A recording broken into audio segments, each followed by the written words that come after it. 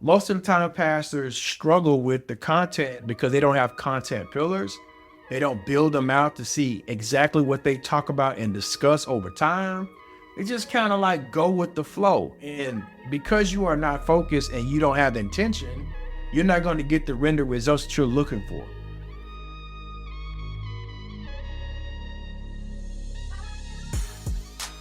All right, y'all, I'm doing answering any questions. As you can see, I'm kind of turned a different direction because I've been doing some recording here in my office. But I wanted to just kind of talk to y'all and anybody who's willing to listen for the next few minutes. And if you have any marketing website development questions, I want to be able to answer that for you. So bring that over here. Why? Let's get that going. Hopefully my channel show up. And if it don't, it's cool. Salute to everybody. I can see y'all questions over here. Questions. So I just got through doing recording for the last bulk recording. For those of y'all who don't know, I bulk record most of my content where I can just get in here, get out, because I'm kind of busy throughout the day, and I can just bulk record. And so that's even a conversation for a lot of us to learn how to do, is to bulk record. So if you want to learn about that, let me know. And we can definitely do that. Let me turn some lights on behind me so you guys can see me well. And again, I'm just trying this new way. I kind of like this way. It looks pretty cool. But yeah, trying this new way to do it. So if you have any questions about website, bulk, editing, bulk, how to do content creation, I want to be able to answer that for you. Look, I got questions already. What's up, Lee? What are some quick ways to create content? All right, Lee, let's do it. So, quick ways to create content. First, if I'm a pastor and I'm trying to create content and get information out there, I'm definitely, man, trying to do this at one time. Pastors don't do a lot of bulk recording. Me, how back in the day when you guys were doing COVID recording and y'all was recording for the week, y'all stopped that. And you should resume that, right? You should resume that. Start back recording. Record your stuff where you walking through the sanctuary if you want to do that. Record all of the stuff that you need to record for the month and then use that as content and build your content bank. Most of the time, pastors struggle with the content because they don't have content pillars. They don't build them out to see exactly what they talk about and discuss over time. They just kind of like go with the flow. And because you are not focused and you don't have the intention, you're not going to get the rendered results that you're looking for. So that's how I would do it. That's one way. You got to batch record. So I batch record. Like today I did about 15 pieces of content to record. So I'll be using that while I'm creating other content in other places. So that's one way. Taking your sermon snippets, taking those things, Bible studies, conversations you're having with people, recording yourself in the car. These are all ways to have great content at maximum. So that's quick ways. And so you're going to take that, chop that content down, put that content up in something like a Metro Cool to time your content out, or YouTube, and then send that information out. And so now you're producing content at a high clip. Most pastors don't even know that you have a lot of content. You simply choose not to use said content as you need to use it. And that part is what get people in trouble, whether it be in business, whether it be at pastoral, whatever. That's the part that's getting y'all locked up, right? I think the last thing is to trust young people. Young people know what other people want to look at. Y'all trying to have old people, get on your social medias and try to help y'all out. That's not helping y'all at all. I'm just being real.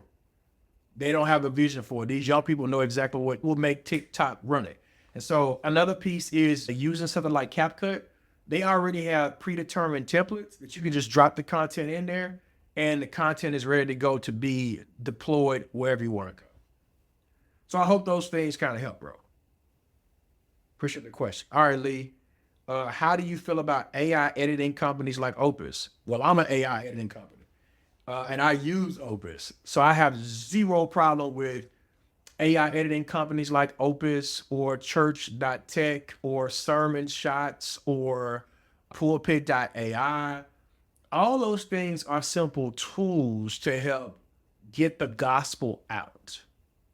They're not necessary tools to help disciple people. They're tools to help get the gospel out. You have to have other mechanisms and CTAs to help disciple and bring people closer to what you're trying to build and do. So I have no problem with them. I like them. I think for a person who can't afford a DK on their staff, starting out with something like Opus is super dope, or an AI tool to help you kind of clip some of that video feed down until you can find the person that can do it for you. Yes, makes sense. Makes sense. If you're not using something like Opus to help cut your clips, yeah. I think here's another question, Lee, that you're not asking that I think will go into this, right? So when you're thinking about creating reels, what goes into creating a reel? First, you got to make sure you got the right size.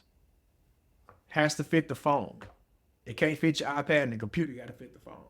Got to make sure you have the right text. Reels need conversational text. The reason why you have to have that text there is more so for the SEO to grab it and the actual algorithm to take it further. So you need good text. You also need good video and sound quality. So you need good text. You need good video sound quality. You need make sure that it fits in the right framework of a reel. You need to make sure that you can actually get your full thought out in a minute or less, right? And then that's what goes into a good, consistent reel. Then we can add the other elements to make him look really dope. Yeah, give me any questions, concerns about marketing, website, social media. I want to answer them for the next 10 to 15 minutes, as long as you guys are asking questions.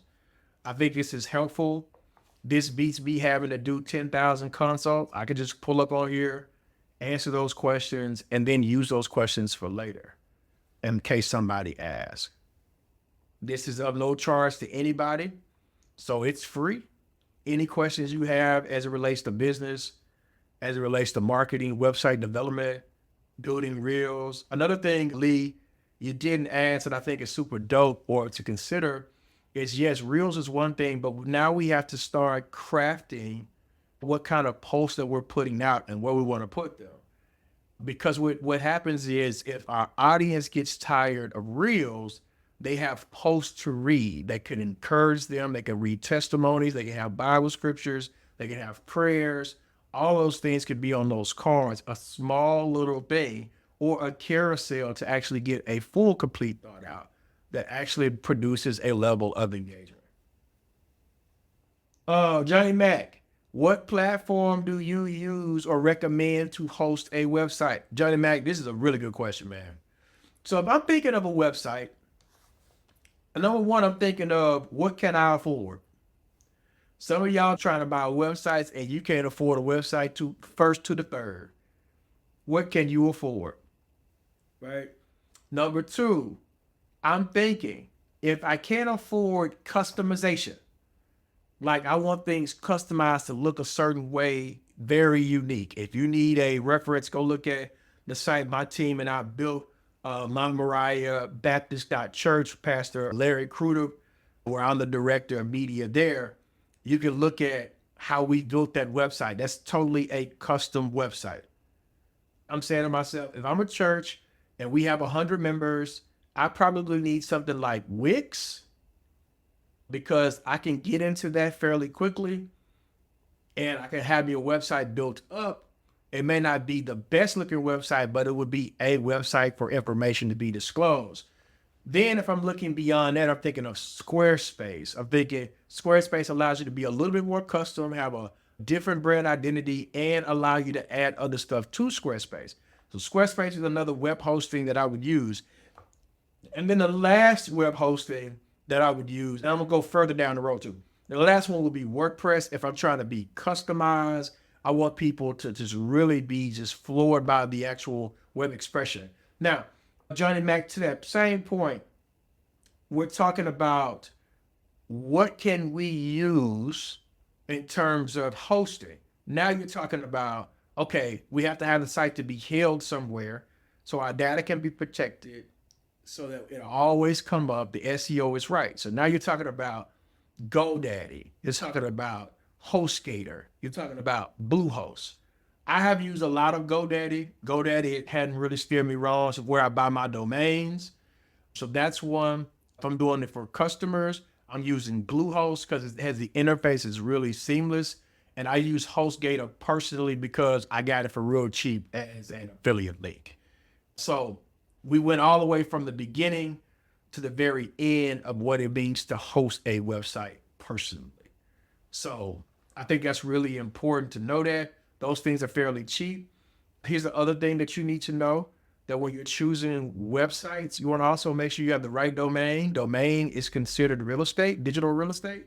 And so you want to make sure that you have the correct digital real estate that you're paying for. I have clients that have domain names that's worth $5,000, right? And so they want to make sure they keep that going, keep it right. Johnny Mac, I hope that answers your question. Any other questions? We went from website. So let's talk about website. Many of you, your church is looking to build a website. So what goes into a website? Now, normally, again, I promise you, I charge people for these conversations, but I just feel like I need to do it now. What goes into the website? Number one, your header. What goes into the website? The header. What's at the top of that page of that website?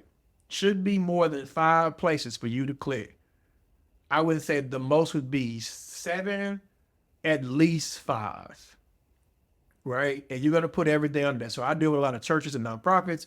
So it's like about us, next steps, serve opportunities, contact, give, or contact and connect online. Then you have your hero image that goes under that. Your hero image is the image that kind of goes across the screen, or it is a video that is playing. It is important for you to have a hero image there because in that hero image, people can get a sense of what you do in your church based on the imagery. So if you got a whole bunch of old people at your church and that imagery is there, you're not going to attract a lot of new young people to your church because what? Imagery. So we got to make sure the imagery is right. That means smiling faces, right? We don't need to have these stoic, serious faces in church. Nobody is attracted to that. You're not going to get nobody to come look at that, right? Cool. Then under that, you're going to have like maybe 3 boxes or a quote. From there, those 3 boxes will kind of show who you are or the next 3 things we want you to do. And then I think next thing you would have, you can add more stuff, but you would do a footer page to kind of let people know where you're located and how to kind of navigate your website. That is the landing page I just described that you can use for pretty much any website and it will build up the same way. Now, the problem that a lot of us have is we build the landing page, but we don't have the sub pages that look the exact identical. And that, my friends, is a problem. Your website should look identical across all pages. Right? Questions about websites, questions about marketing, social media. I'm here to answer those questions today. All right, so here's one. What should go into your social media content? I'm gonna give you this one. Most of us are trying to figure it out. Here is from the professional standpoint. There's no right or wrong way, but here's a way to do your social media content in your church. One, you're going to have reels. I like to do what's called a 3-2 method. 3 reels, 2 posts. 3 reels, 2 posts. That's 5 pieces of content. That's not including your invitation that you're going to do on Saturday or Friday. 3 reels, 2 posts. Those 2 posts come directly from the preaching or a quote that can be shared, a Bible scripture, or something that needs to be informed to the people. This is how you do that. If you do that consistently, now you have a consistent workflow And now if you need to make modifications or change that, you can change it. So the 3-2 method is what it's called. All right. Nobody asked anything about marketing. We got the social media, we got the website. How do I maximize engagement on IG? I didn't see that question. I just saw it. All right. So maximizing engagement on IG is so tricky, right? Because IG is really a photo app. And so IG won't let you do it will let you do a 3-2 method.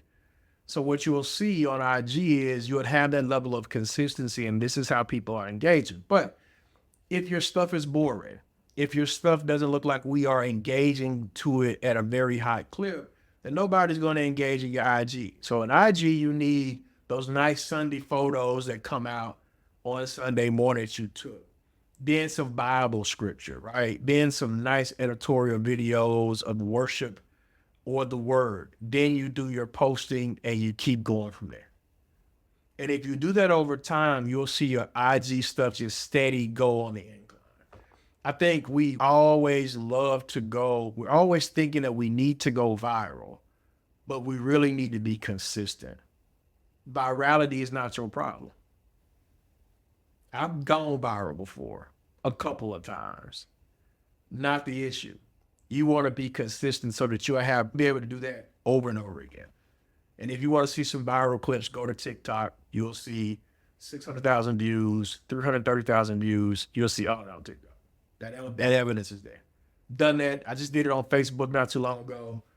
I think I had one meme that went out, and it was literally Kamala Harris in a blanket over a TV.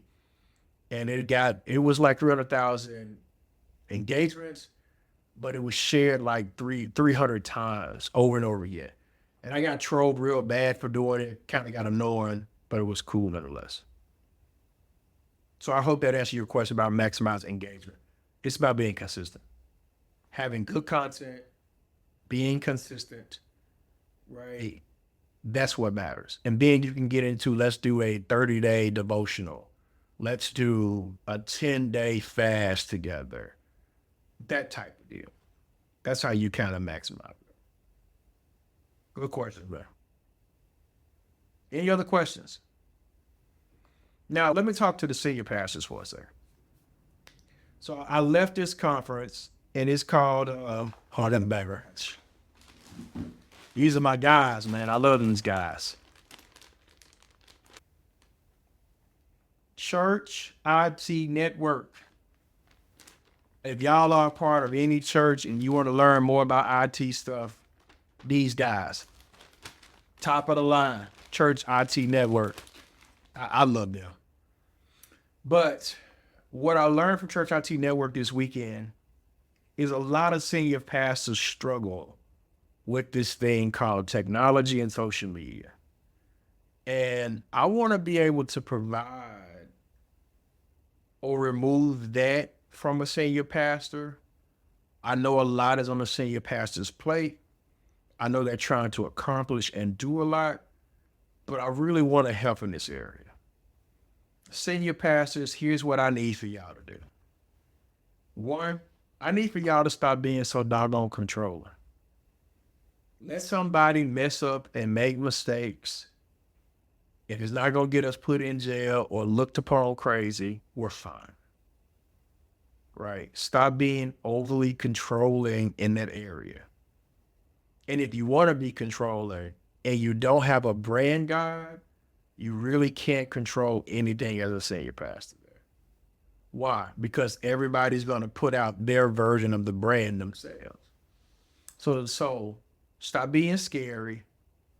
Find and have you a brand guide that you share with people so people can know what the church is speaking, what the church's tone is, and how these things need to be deployed across multiple networks.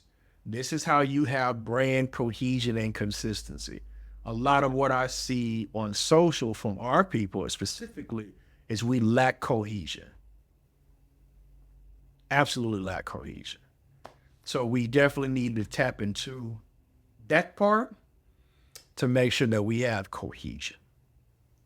So that's brand guide, cohesion, stop being scary. Also, stop sending the old people to do a young person's work. This is a young man's game. I remember when I first started playing the drums, I was decent. I wasn't really good. I was decent. But when I got to a certain age, man, and them bones start hurting when you playing the snare drum and the bass drum, hey, man, I got to get that up and let a young person do it. So I started training young people to do it, and I got out the way. Here's the last thing. Money. Pastors, we got to stop thinking that everybody's trying to get over and want some money. Some people just want to be trained and want skills. And we used to be great training ground to give people skills to go out and really make money. Now we don't really train. We just want you to serve and be almost robotic. When we should train and deploy certain people to do certain things for us. I think that's so critical. I use Vertical Church. They have, some young people going through there that's helping them with their social media. They have been praying for it. We walked through the whole day on what to do. They had their ideas. I had mine. We put the ideas together. We have a plan. But the leadership was not afraid to say, hey, we're going to let you try it. And we're going to help you out. So salute to Vertical for having the vision to let other people try new stuff. Right? We got to do that if we want the brand messaging to go out. All right. Any other questions? It don't matter. And nobody's going to bill you. Any questions? Because really the questions don't cost you anything. It's the implementation that you really want to know.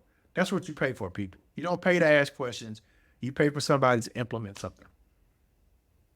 I want better questions next time. I'm praying for better questions. Give me some better questions so we can walk through that and answer those questions for you. All right. Thank y'all so much. Comment on my new setup if you like it. I had to do a little work for it to get it going, but to God be the glory. Anyhow. All right, y'all. Peace.